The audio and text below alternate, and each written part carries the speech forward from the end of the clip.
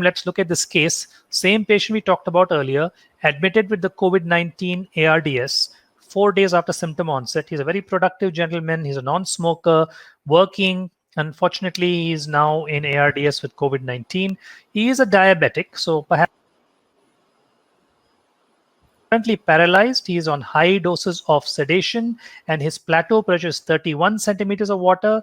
ABG showing a pH of 7.27, PCO2 of 60, PO2 of 49, and a bicarb of 20. So at this point, when I'm assessing this patient, I am going to see this is somebody whose plateau pressure is more than 30. He is acidotic. His pH is less than 7.4.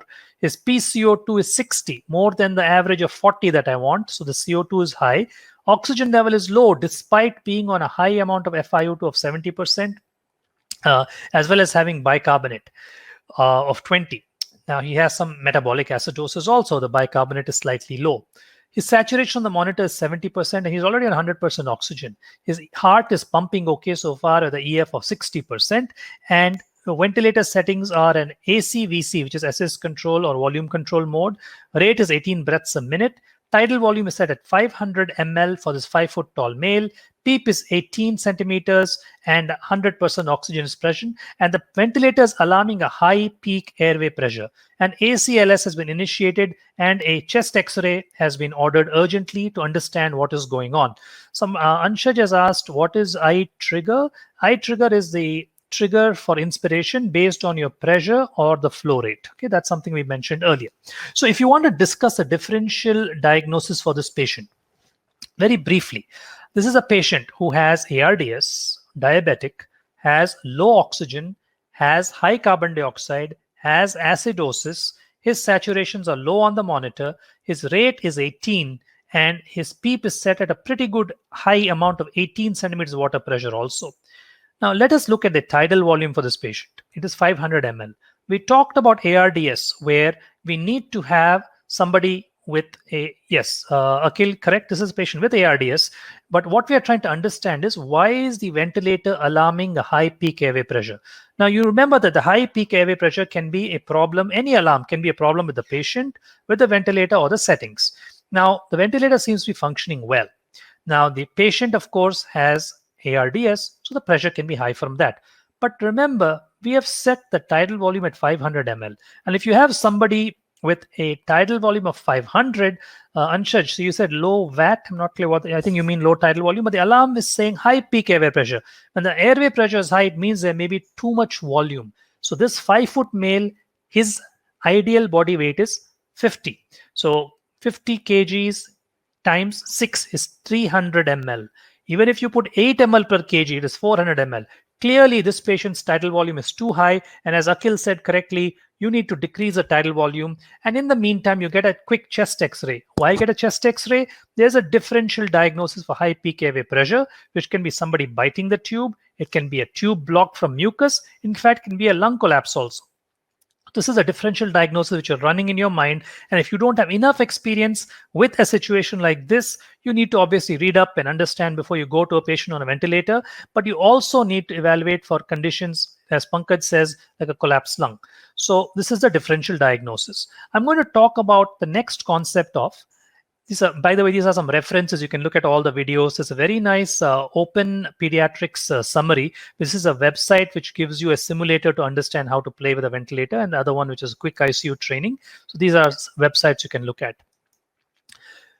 So we talked about this patient with the same settings and the high airway pressure. And then this question, which I think we can open for the poll, is, let's see here. This patient has a height of 5'8". He weighs 80 kilos, tidal volume of 550 to 500 ml. What is the correct choice here? The tidal volume is suitable as it is less than 8 ml per kg body weight. The tidal volume is too low. The tidal volume is too high. The patient will not suffer from barotrauma as he weighs 80 kilos. So almost everybody has said the tidal volume is too high. Excellent.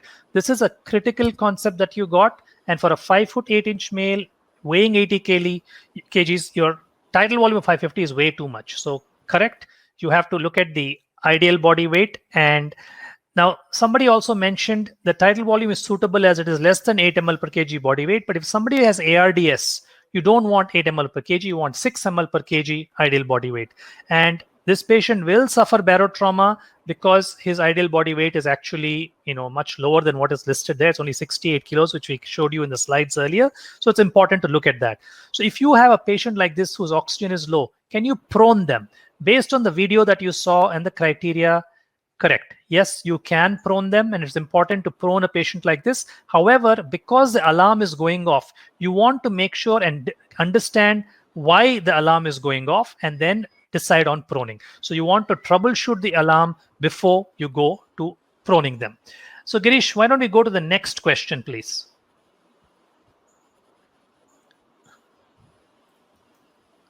So this patient had a plateau pressure of 31 centimeters water pressure, and I am saying this is adequate for ARDS management as per the guidelines. Is that correct? So choice 1 is no, it should be below 25. Choice 2, yes, it is perfect. Choice 3, not optimal but acceptable. Choice 4, no, it should be below 30. Let's give you a few seconds to answer that one. So great. So almost all of you, in fact, all of you said it should be below 30. Correct. So the second concept to learn in managing ARDS is, yes, it should be below 30 centimeters of water pressure. If it is more than 30, you have to do whatever you can to adjust the plateau pressure. Plateau pressure depends on the tidal volume, the compliance of the lung. So if your tidal volume comes down, it is possible that you'll end up with a pressure of the tidal volume being a little bit lower, and that's something that you need to look at. Now, somebody did mention there it should be below 25. The concept, the reason that choice is put in there is that you need to keep in ARDS your plateau pressure as low as possible. There is some data suggesting that if your plateau pressure is higher, there is more lung damage. So it would be optimal to keep it below 25. It should be definitely below 30. There are a few physicians who still think 30 to 35 can be considered in very stiff lungs, as long as you know that there is a risk of the lungs collapsing and having a pneumothorax and causing more lung damage. So the correct answer that you guys gave was excellent. So we talked about previously the concept of the low tidal volume. We talked about the concept of the plateau pressure, and then we go on to the next question over here.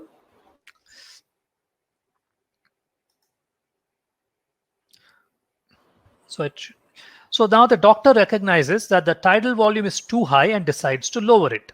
At the same time, before she could do the change, the patient has a low blood pressure of 60 by 30, 60 systolic, 30 diastolic, and a heart rate of 100. What could have happened in this situation?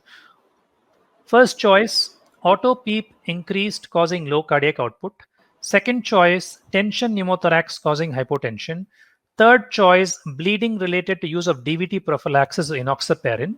Fourth choice, it is a false reading due to high PEEP. Let's go through these choices. Now, one of the choices was bleeding related to use of DVT prophylaxis with enoxaparin. It's not impossible to think of that. You could have a complication of enoxaparin use where, of course, you have to make sure that the patient has enoxaparin to prevent bleeding, clotting, and they could be bleeding because of that. You may need to measure something for the factor 10A level, which many places don't have. That will be an ideal way to check if you have adequate anticoagulation. But clearly, that's not the concept we're trying to discuss here. Now, there is a concept of auto PEEP. So we talked about auto PEEP where you blow the air into the balloon, air is trying to come out, but you're blocking it. But then you get something called dynamic hyperinflation. You have somebody with, say, COPD. Air goes into the lung. The pipes close off. Airways close from bronchospasm. They don't allow the air to come out. The pressure keeps going up. And then you have dynamic hyperinflation. The lungs keep getting bigger. You have a pressure then developed from inside trying to push the air out. And that is called auto PEEP. Normal PEEP we talked about is positive end expiratory pressure to keep the balloon open. But auto PEEP is where the pressure is so much more that it's trying to push the air out. And in that situation, what happens is, remember, the lungs sit right next to the heart, and they can push on the heart, squeeze the venous return, cause the IVC and the preload to go down. The IVC is not pushing the volume back in, and you can get hypotension. But in this situation, you can quickly diagnose these either with a chest X-ray, listening to the lungs, or looking at the waveforms where the PEEP does not return to baseline. So we didn't go over this in detail because it's a little advanced concept. We can go through these in the future classes. But essentially, when you're looking at the exhalation curve, if it doesn't touch the baseline, it can be related to the PEEP. It can also be related to concept of auto PEEP, where the air is inside, or intrinsic PEEP.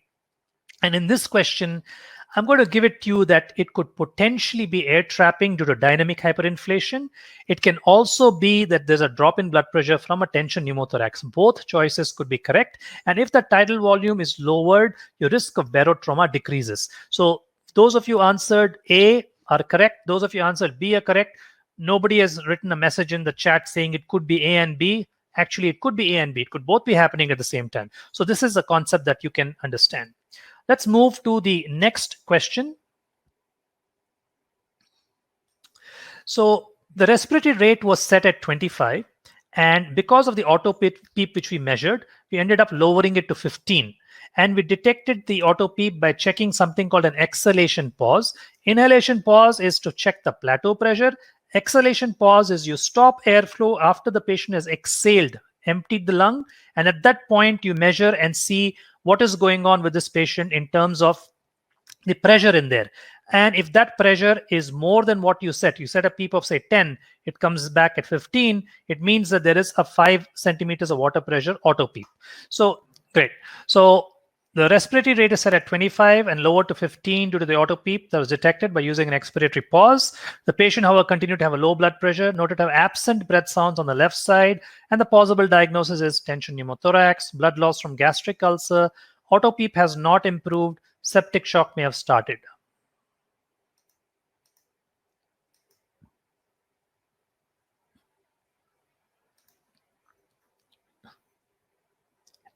Perfect. So almost everybody has told me that it's a tension pneumothorax.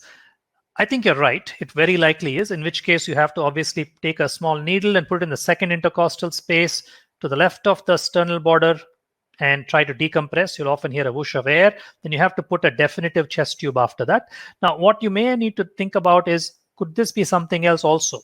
So if this patient's auto peep has not decreased, he could still be having a significant amount of hypotension. Why would he have breath sounds absent on the left side? Is it possible that the endotracheal tube slipped off into the right lung? That can happen. If the ET tube goes in the right lung, that can happen. You can also have a situation where you have a mucus plug preventing air entry into the left lung. So it's unlikely this is only the auto peep. It's more likely to be tension pneumothorax. And many people quickly die from this, unfortunately. Here's an interesting concept. There's something called the buffalo thorax. I'm not sure how many of you heard this, but look it up. You can have bilateral pneumothoraces. Suppose somebody has a connection between the left and the right mediastinum. One pneumothorax can end up causing a pneumothorax on the other side. And it's called a buffalo pneumothorax because Native Americans in the United States a long time ago, when they were hunting buffalo or they were hunting these animals, they would shoot an arrow and the arrow would penetrate one side and cause both lungs to collapse because there's a single pleural cavity for some of these animals. So one side injury will collapse both lungs and cause a pneumothorax. Here's one more interesting concept. Look this up. Do you know that elephants actually don't have a pleural space? Look it up. It's very interesting why they don't have a pleural space, elephants. You can look that up. So when you have a pneumothorax and a tension pneumothorax, your cardiac output is going to come down and you're going to end up with a situation where a blood pressure drops and you have to immediately take action, initiate IV fluids and do the decompression. So let's see. Somebody has asked me, suppose the auto peep is 8, what peep should we set in the ventilator? Means extrinsic peep. So Akhil, so the question is, what are you doing the ventilation for? If suppose somebody has ARDS, my peep may need to be 18. If the auto peep is 8, you have to try to decrease the auto peep. How do you decrease the auto peep? Give more time for exhalation. Also allow the peak airway pressure, which if it is controlled, you can give the air in faster. You may need to lower the tidal volume. You may need to slow the respiratory rate down to allow the air to come out. And that itself is a simple measure that can adjust the auto peep. You may need to increase the total peep to match the auto peep so that there is no danger, but you have to be careful with this because sometimes you can cause barotrauma. And in ARDS, you could try adjusting the settings of the ventilator and then also increasing the peep to combat the auto peep. So moving on, so this is the question where the differential is wide with hypotension and the clues include the fact that there was absent breath sounds and you may need IV fluid and the immediate decompression. So the next concept is I think the last concept we touched on earlier, and this is the concept of the carbon dioxide level. Despite attempts to lower the tidal volume, lower the respiratory rate, the plateau remains 31 centimeters water pressure. the PCO2 or the carbon dioxide remains high at 60 millimeters of mercury. The next step would be to raise the respiratory rate back up to a high rate of 35. Is this choice correct? Choice 1 is no, don't increase the respiratory rate. Choice 2 is yes, increase it. Third one is does not matter what the rate is set at. The fourth one is the patient may have bronchospasm and needs a high respiratory rate. A little complex question, but I'm sure you can get this. So you've tried to lower the tidal volume to adjust the auto PEEP and the plateau pressure. You lowered the respiratory rate to allow more time to exhale. Remember the ratio of the inspiratory to expiratory time, I to E ratio. We talked about the plateau remaining high and the PCO2 remaining high. The next step would be to raise the respiratory rate. And some people have said yes, some people have said no, and some people have said there could be bronchospasm and needs a high respiratory rate, and some people have said does not matter what the rate is set at. So clearly there's a situation where we're all confused. So let's go over this concept. So suppose you raise the respiratory rate. You are going to affect the carbon dioxide level because you're increasing the minute ventilation. You're allowing more of the air to come out. In that situation, it really does not matter because there is a concept of permissive hypercapnia. This is the concept where you don't want to increase the respiratory rate because this patient already has a high plateau pressure. You don't want to raise the tidal volume higher. If you raise the rate higher, you're going to end up with more air trapping and more auto PEEP, and you'll end up with a high amount of air pressure, which may cause damage to the lung even more. And the permissive hypercapnia is a concept where you allow the carbon dioxide to rise and you're prioritizing the low tidal volume, you're prioritizing a low plateau pressure and an adequate amount of respiratory rate, and you're making sure that you're not causing damage to the lung.